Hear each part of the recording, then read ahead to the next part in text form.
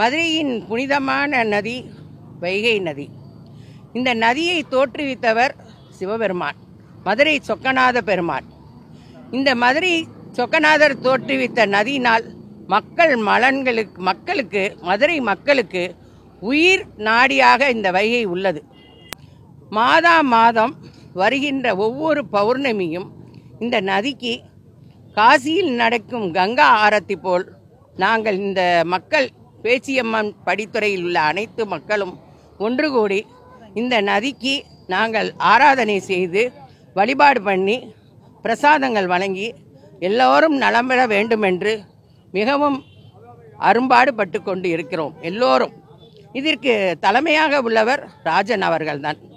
அவர்களுடைய ஆதரவோடு நாங்கள் அவருக்கு இணைந்த கைகளாக நாங்கள் இருந்து இந்த நதி பூஜையை நாங்கள் செய்து நாங்கள் பெரும் வைகை மாதாவோட ஆசீர்வாதத்தை இந்த மதுரை மக்கள் பெற வேண்டும் என்றும் மிகவும் ஆவலுடன் நிறைய மக்கள் இந்த ஆரத்தியை கண்டு கழிக்க வேண்டும் என்று நாங்கள் ஒவ்வொரு தடவும் திரு அமுதன் ஐயா அவர்கள் மைக்கு வைத்து வீதி வீதியாக சென்று வைகை ஆரத்தி நடக்கிறது பௌர்ணமி அன்று இத்தனாம் தேதி இன்னைக்கிழமை மாலை 6 to 7 நடைபெற உள்ளதால் அனைவரும் அங்கு வாங்கள் என்று திரு அமுதன் ஐயா அவர்கள் எல்லோரையும் வரவேற்கிறார்கள். இந்த பூஜை மிகவும் சிறப்பாக, இன்னும் சிறப்பாக அமைய வேண்டும் என்று மீனாட்சி சொக்கநாதரை வேண்டி இந்த நிகழ்ச்சிக்கு அடியேனை பேசுவதற்கு அழைத்த அனைத்து உள்ளங்களுக்கும் நன்றி. திருச்சிற்றம்பலம். சிவனடியார் கூட்டத்தோடு இணைந்து சிவ கைங்கரியங்கள், பொது நல தொண்டுகள் இதுகள் செய்வதற்கு நாங்கள் ஆர்வமாக உள்ளவர்கள். அனைவருக்கும் வணக்கம். நமது இந்த வைகை நதி புனிதமான நதி. அதுபோக இந்த தென் மாவட்டங்களுக்கே ஒரு பெரிய எல்லா நீராதாரமாக விளங்கக்கூடிய இந்த வைகை நம்ம எவ்வளோ தூரம் போற்றி மகிழணும். அப்படிப்பட்ட வைகை நதியில் வைகை நதி மக்கள் இயக்கத்தினுடைய சார்பாக திரு ராஜன்ஜி முயற்சியில் மாதந்தோறும் இந்த பௌர்ணமி பூஜை வைகை நதிக்கு தீபாராதனை நிகழ்ச்சியாக நடைபெறுது. இதோட நோக்கமே என்னன்னா, ஏதோ பூஜை நடத்தணும்னு இல்லை, இந்த வைகை நதியை ஒவ்வொரு மக்களுமே தூய்மையாக வச்சிருக்கணும்.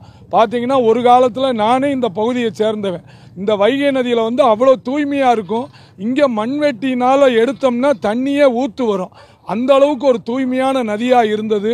இன்னைக்கு ரொம்ப மக்களோட அலட்சியத்தினாலையும் நிறைய பேர் பார்த்தீங்கன்னா பால்படுத்துகிறாங்க. புனிதமான நதி நம்ம நினைக்கிறோம். இந்த புனிதமான நதியில் தான் வருடம் அழகர் இந்த ஆற்றில் இறங்குறாரு.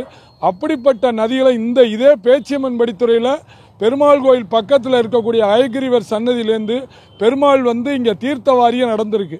அப்படிப்பட்ட புனிதமான நதியை ஒவ்வொருத்தருமே போற்றி மகிழணும், தூய்மையாக வச்சிருக்கணும்.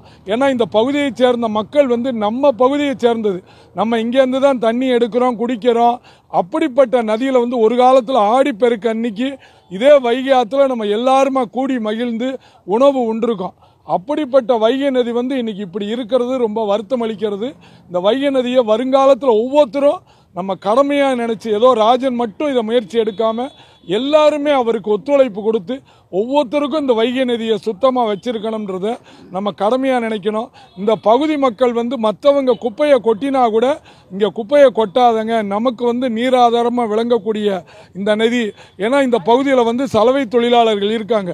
அவங்கெல்லாம் ஒரு காலத்தில் இந்த நதியில் தான் துணிகளை தூய்மைப்படுத்தக்கூடிய இடத்துல இருந்து நம்ம ஒவ்வொருத்தருமே இந்த நதியை தூய்மையாக வைத்திருக்கணும். நன்றி. தென் மாவட்டங்களிலே முக்கிய நதியாக விளங்கக்கூடிய வைகை நதி மிகவும் பால்பட்டு இருக்கிறது. குறிப்பாக 5 மாவட்டங்களில் ஓடக்கூடிய இந்த வைகை நதியானது மதுரை மாவட்டத்தில் மிகவும் ஒரு சுகாதார சூழ்கேடாக இருக்கிறது. இந்த பகுதியில் வைகை ஆற்றின் இரு கரையில் வாழக்கூடிய மக்கள் வைகை ஆற்றை மிகவும் மாசுபடுத்துகிறாங்க. அதே மக்களுக்கு ஒரு பக்தி உணர்வு வர வைக்கவும், பழங்காலங்களில் தமிழர் மரபு நதிகளை பௌர்ணமி காலங்களில் போற்றி வணங்குவது, அப்படி போற்றி வணங்கக்கூடிய நதியை தொழுது அதை பாதுகாப்பது தான் தமிழர்களுடைய மரபாக இருந்திருக்கிறது. அப்படிப்பட்ட மரபை மீண்டும் கொண்டு வர வேண்டும்.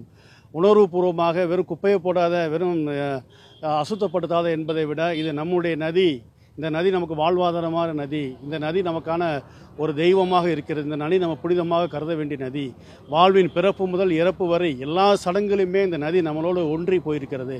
அப்படிப்பட்ட நதியை நாம் வணங்குவதும் அதை போற்றுவதும், அப்படி இருந்தால் தான் இந்த நதியை பாதுகாக்க முடியும். மிகவும் ஒரு பால்பட்ட நதியாக வைகை நதி இருக்கிறது. தமிழகத்திலே மிகவும் மோசமான நிலையில் இருக்கக்கூடிய இந்த நதியை மீட்க இந்த மாதிரி வழிபாடுகள் மூலமும் மக்கள் மத்தியில் வந்து கொண்டு சென்று இந்த வைகை நதியை மீட்க வைகை நதி மக்கள் இயக்க சார்பில் நிறைய முயற்சி மேற்கொள்கின்றோம். அதுபோக இந்த பகுதியுடைய இருக்கக்கூடிய இந்த எங்கெங்கெல்லாம் வைகை நதிக்கு ஆராதனை இந்த தீபாராதனை நடக்குதோ அங்கே அந்த பகுதி மக்கள் வந்து இங்கே அதிகமாக பெண்கள் வருவதனால அந்த பகுதிகள் சுத்தமாக இருக்கிறது. இதை வலியுறுத்தியே நம்ம எல்லா பகுதியிலுமே வந்து நம்ம இந்த தீபாரணையும் வைகையினுடைய ஆராதனையும் நம்ம கொண்டு செல்கின்றோம்.